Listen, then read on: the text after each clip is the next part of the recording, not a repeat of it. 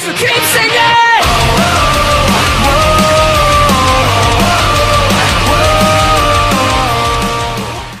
Hey, what's up guys, HBFC here to bring you my top 10 games of the year. So yeah, the year's pretty much over. I've played everything I'm going to play and I've compiled a list of my top 10. So yeah, so I actually made a little prequel video before this, a little while back, which was my top 10 games of the year so far, where I listed off 10 games in no particular order that were my favourite at that point of the year. So yeah, I'll put a link in the description if you want to check that video out, although I don't recommend it, it kind of sucks. So yeah, I'll just quickly recap what those 10 games were. So yeah, so they were in no particular order. Okay, so the 10 games were UFC Undisputed 3, Uncharted Golden Abyss, Resident Evil Revelations, The Darkness 2, Silent Hill Downpour, Sleeping Dogs, Mass Effect 3, Last Story, and Max Payne 3. Yeah, so as for the actual top 10, it's quite a little bit different. A lot of those games that were on the list I mentioned a few months ago, most of those have actually come off and been replaced with other games. So yeah, so before I actually get into the top 10, obviously, you know, you've got to bear in mind that I can't play every single game that comes out in a year. I can only do it on games that I've played. You know, I didn't have time to play everything. I mean, some games I did want to play, but I just didn't get around to doing it. And some games I skipped in favour of other games. For instance, I never played Halo 4, so if you're wondering why that's on the list, yeah, because I didn't play it. Alright, so here we go, my top 10 games of the year. Coming in at number 10, it's The Walking Dead. Yeah, this should be on everyone's list. This game is unbelievable. I mean, really. I mean, essentially, it's a point-and-click game. The gameplay elements are at a minimum. It's really all about its story, and an unbelievable story at that. It's absolutely incredible. Love the writing in this game, and it's the choices is what makes this game what it is. These unbelievable choices. I mean, it throws choices at you like I've never seen in a video game before. Seriously, yeah. Usually, when you get choices in a video game, it's a quick, you know, thought process. I'm going to go with that. I'm going to go with that. You don't really think too much about it. These choices, particularly the big ones, they stick with you. They make you sort of take a step back and think, oh crap, Jesus, what the hell do I pick? Is it really asking me to do that? And yeah, I mean, I was fazed by some of these choices, and I'm a guy that's been called heartless in the past by quite a few people. But yeah, they were, like I said, like choices I've never seen before in a video game. It's what really separates it from everything else. And some of them can make you feel really quite bad. Yeah, this game does not hold back. I mean, really, it doesn't hold back at all. And at its core, this game is very, very sad and depressing. I mean, it has got some light humour injected in it here and there, but yeah, at its core, it's very sad, very depressing game, and one hell of an experience. I mean, seriously, if you never played The Walking Dead, you've got to play this game. It's absolutely unbelievable, and a very, very sad ending to this game. And just get out there, I did not cry at the end. Just in case you were wondering, you know, if you cried, I didn't. Didn't cry. So yeah, The Walking Dead, unbelievable. Now number 9, it's Sleeping Dogs. One of the biggest surprises of the year, in my opinion. Wasn't really expecting much with this game. You know, it's got the whole GTA style to it, the open world driving sandbox thing. And well, you know, there's a history of all these games that try and, you know, imitate the GTA style that fail miserably. Often they always have like horrible driving mechanics, poor shooting, lackluster story. Yeah, most of them just aren't very good, with the exception of Saints Row. But yeah, Sleeping Dogs got it right. It nailed it on the head. This game was outstanding, absolutely brilliant. I mean, the driving mechanics were great, the shooting was great, and one of the cool things it had that I wasn't expecting was a great story. It actually had a really, really good story. Great cast of characters, top quality voice acting. It was really, really good, and again, this game doesn't hold back in the violence. Very brutal, and I love it for that. But I think where this game really shone through was the fighting mechanic, the hand-to-hand combat, the martial arts style. It was absolutely brilliant, so satisfying, so brutal. It uses the free flow style mechanic that we've seen in other games, like the Batman series and the Assassin's Creed series. And yeah, very, very satisfying, super brutal combat, and you learn all these new moves, and it's just so much fun, breaking bones, cracking heads, doing environmental kills. It's just absolutely brutal, and I never got bored of it. And all the missions are fun. It's pretty lengthy, there's a lot to do in this game, and yeah, ton of fun. And you know, one of the best GTA style games, you know, I think since GTA 4. Absolutely brilliant, worth checking out, and I really do hope we see a Sleeping Dogs too. So yeah, Sleeping Dogs. Alright, for number 8, it's Hitman Absolution. Huge fan of the Hitman series, been playing since day one, the very first game all those years ago. I've loved every entry in the series, and Absolution's no exception. I mean, I was waiting for this game for a long time. Did not disappoint me, although I will say, Blood Money is still my favourite Hitman. It's going to take a lot to top that game, but I'm not taking any away from Absolution. Absolution is a very close second. Absolutely brilliant. You know, it's got a brand new engine, which the series definitely needed. Graphics are outstanding. You know, the animations are so much better than they have been in previous games. It's probably one of the most brutal Hitman games to date. Really good level design, pretty solid story. You know, and has some really cool replay value of all the challenges. If you want to get all the challenges, which they are all a ton of fun. I, for one, went back and did the missions multiple times to get all these challenges. You know, you've got things like do each mission in only your suit, find every weapon, you know, do specific kills like make a kill look like an accident, find all the disguises, all these really cool things, and they were a ton of fun. And like I said, I went back to get them all, so it's got replay value. And the cool thing is that it kind of takes Hitman in a slightly new direction, whilst also keeping true to what makes Hitman Hitman. You know, it doesn't alienate the old school fans. You know, it's really cool because not every mission you're just hunting down a target, which we've seen in previous entries. A lot of missions you don't actually have a target, you're just kind of on the run because you're the kind of the one being hunted in this game. And I thought that was pretty cool, a nice new twist to the Hitman series. And you know, great music, a couple of fun cameos from Kane & Lynch from the Kane & Lynch series. That was pretty cool. And yeah, just a great entry in the Hitman series. And yeah, still love the Hitman series. Absolutely brilliant game, worth checking out if you're a Hitman fan, or maybe even if you're not, it's still worth checking out. So yeah, Hitman Absolution. And for number 7, it's Dishonored, a game that brought something a little bit different to the FPS genre. Now I know it's technically not a first-person shooter, but you know, it is a first-person game. It's always going to get thrown in that category, so we'll just class it as a first-person shooter. But yeah, essentially it's a first-person sort of stealth game, maybe an action stealth game. There is a big emphasis on stealth, and I think that's really the best way to approach this game. It's certainly how I played this game. You know, there's too many games out there, the FPS genre, where you're running around, you're just shooting anything that by God moves. And I've said before in the past, I'm really bored of the FPS genre. It's such an exhausting and stale genre, and everything's a copy of Call of Duty, nothing's innovative. Every game that comes out now, it's been there, done that, nothing's new. But yeah, Dishonored, nice breath of fresh air, brought something new. And yeah, I absolutely loved it. And the cool thing is, there was multiple ways to go about your levels, you know, getting your targets or just sneaking past guards. Yeah, everyone's probably going to have a different experience with this game, you know. So yeah, it does have replay value, you know, with that aspect in mind. And you know, it had a pretty cool story, great graphics, the stealth mechanics worked really, really well. Love the aesthetics in this game and its music and the wacky characters and all the power-ups. Yeah, an absolute brilliant game from start to finish, and highly recommend Dishonored, something different in the FPS genre. And yeah, again, I want to see a Dishonored 2, make it happen. Yeah, so at number 6 is Assassin's Creed 3, a game I did not think would actually be on this list. I lost interest in Assassin's Creed after number 2. I loved the first, and the second game was absolutely brilliant. Yeah, number 2 is one of my favourite games of all time. And then, you know, it turned into an annual franchise, and it started to, you know, decline rapidly, in my opinion. Wasn't really feeling Brotherhood, really wasn't feeling Revelations. In fact, I didn't even finish Revelations. I got a few hours in and thought, you know, it's kind of the same recycled stuff. It felt more of an expansion pack, and thought, yeah, this is kind of the death of the Assassin's Creed franchise. And then, you know, 3 was announced the following year, and I thought, yeah, that's it, it's over for Assassin's Creed. So I wasn't going to buy 3. Then as I started seeing more footage of this game, I thought, that actually does look really, really good. Looks to be some pretty cool changes. In the end, I bought it, and I'm glad I did, because it's absolutely brilliant. You know, it doesn't feel like an expansion pack, it doesn't feel recycled. It brings a lot of new stuff to the series, and some of the best stuff the series has ever seen. It's absolutely brilliant. I'm probably going to say it's not quite as good as number 2, but it's definitely a close second. It really is good, and it has restored my faith in the Assassin's Creed franchise. Like I said, it brings a lot of new, cool new stuff. The combat's better than ever, more brutal than ever, all these crazy weapons and new ways to kill people, you know, climbing in trees, you know, going through the snow, that was really cool. You know, all the missions were a ton of fun, the story was solid. What I really did, one of my favourite additions to this game was the naval missions.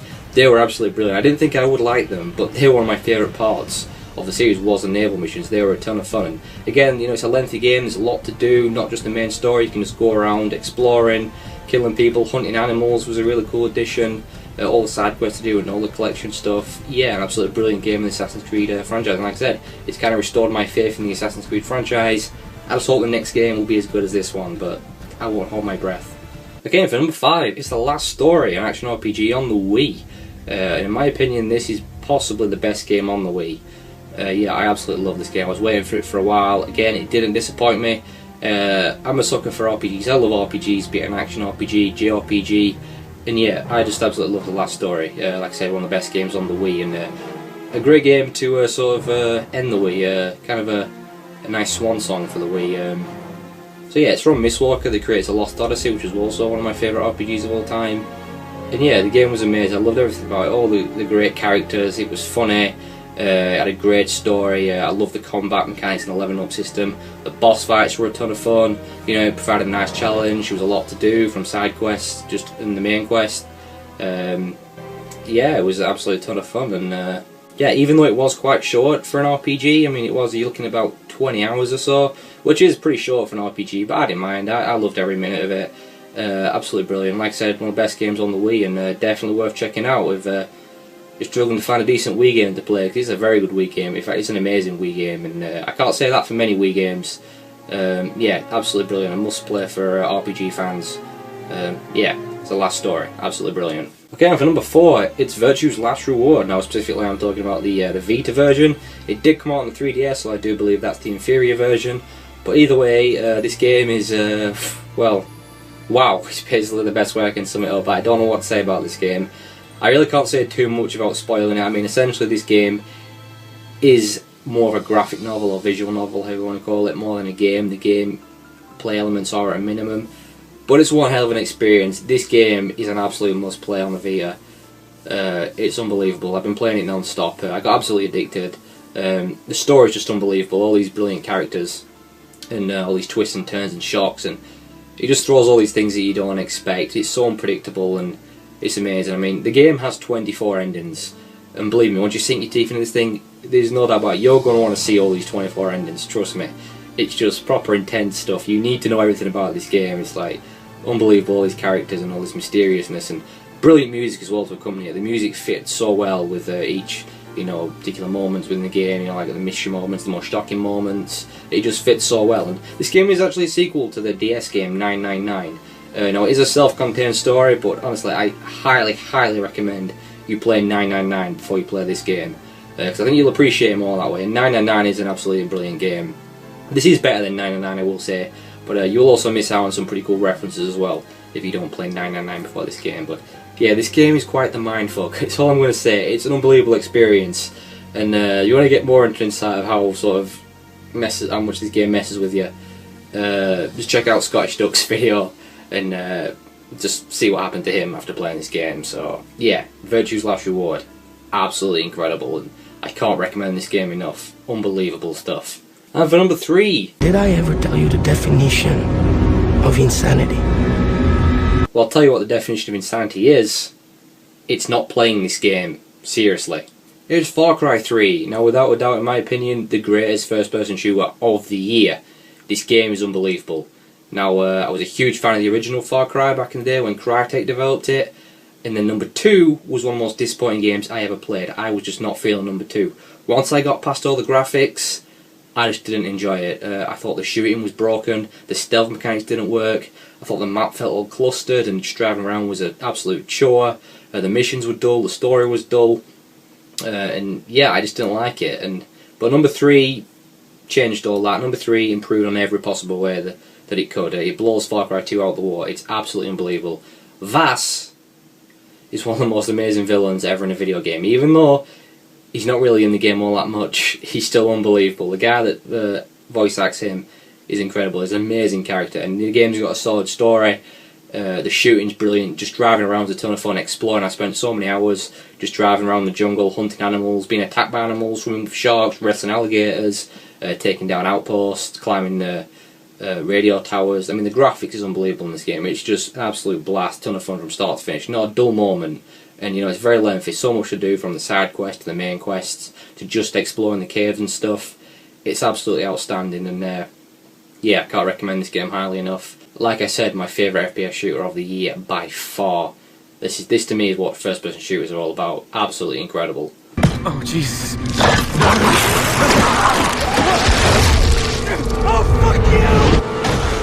Alright, and for number 2, it's Mass Effect 3. Now, I'm the biggest Mass Effect fan ever. I absolutely love the trilogy, and in my opinion, each game got better, and 3 is my favourite, and absolutely brilliant. I thought it was a brilliant way to end the series. Regardless of the ending, okay, I know everyone's bitched and moaned about the ending.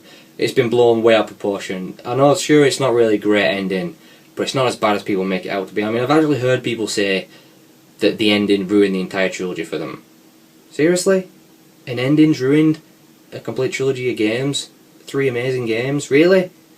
I don't understand that. That's a ridiculous statement. Forget about the ending. Remember everything that came before the ending, okay? I'm willing to forgive a bad ending because of all the amazingness that came beforehand. But yeah, 3 was unbelievable. Amazing story, like it was in the previous 2 games.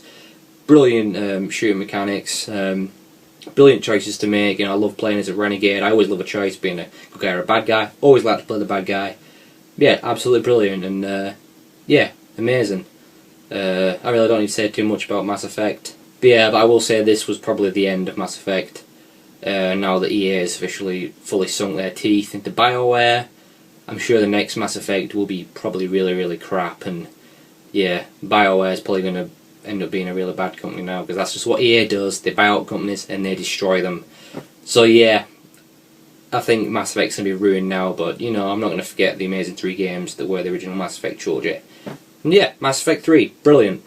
Okay, and for number 1, my favourite game of the year. You'll walk with a lift! Max Payne 3. Yeah, this game was amazing. I mean, it's Rockstar, come on. Rockstar, I've said before in the past, I think they're one of the greatest developers of all time, and probably currently the best developer going. Everything they do is just absolutely golden. Yeah, I mean, I love the Max Payne series. The first games were the best games I've ever played. I love number 2, and number 3 was an absolutely amazing entry in the series as well. Okay, now there's a general misconception that Rockstar created Max Payne. Rockstar didn't create Max Payne. Remedy created Max Payne. Sam Lake was the writer of Max Payne. He was also the face of Max Payne in number 1. Yeah, Remedy made Max Payne 1 and 2. They're the developers that made Alan Wake. Rockstar, I believe, published the second one, and Rockstar did develop the third one. And yeah, I was waiting for Max Payne 3 for the longest time ever. There was just nothing after number 2. There's no news of it or anything. And then I found out that Remedy wasn't going to be developing the next Max Payne, so I was all bummed out, like, oh no, it's then I found out Rockstar had taken it, so I thought, yeah, it's in safe hands. So I thought, yeah, you know, if there is going to be a developer that takes over Max Payne, who better than Rockstar? And they nailed it. I mean, very true to what Max Payne is. The writing wasn't as good as Sam Lake's writing from the previous 2 games, but it was still brilliant writing, you know, great one-liners from Max Payne. It was still dark and gritty like what Max Payne has been in the past, but it does, without a doubt, have the best gameplay in the entire Max Payne series. Brilliant gameplay, brilliant level design. Yeah, an absolutely brilliant Max Payne, and I will say it's not as good as number 1, but it's definitely better than number 2, and absolutely unbelievable game, and no doubt in my mind that this is my game of the year. And please Rockstar, please make Max Payne 4, please, just do it. I want Max Payne 4, come on. And for the honourable mentions, games that didn't quite make the list but I still think are worth mentioning, we've got The Darkness 2, UFC Undisputed 3, Lollipop Chainsaw, Pandora's Tower, Resident Evil Revelations, and Lucius. So yeah, there's the honourable mentions. Okay, so yeah, so that was my top 10 games of the year. Let me know your guys' opinions in the comments below. You know, what were your favourite games of the year? Do you agree with me? Is the games that you think should be on the list, and my opinions completely suck? Yeah, so what was your general thoughts of the year? Do you think it was a good year for gaming? Was it a bad year? Yeah, so I'm really looking forward to 2013. I think it's probably going to blow this year out the water. I mean, just look at the first quarter of next year. There's some absolutely unbelievable games coming out, you know, such as Grand Theft Auto 5, Tomb Raider, Devil May Cry, The Last of Us, Bioshock Infinite, you know, so many amazing games coming out next year. And possibly 2 new consoles. Fingers crossed that we'll see, you know, at least, you know, either an Xbox or the next PlayStation. Really looking forward to it. I think 2013 is going to be amazing. And yeah, I'm looking forward to it. So yeah, thanks for watching. See you guys in the next video.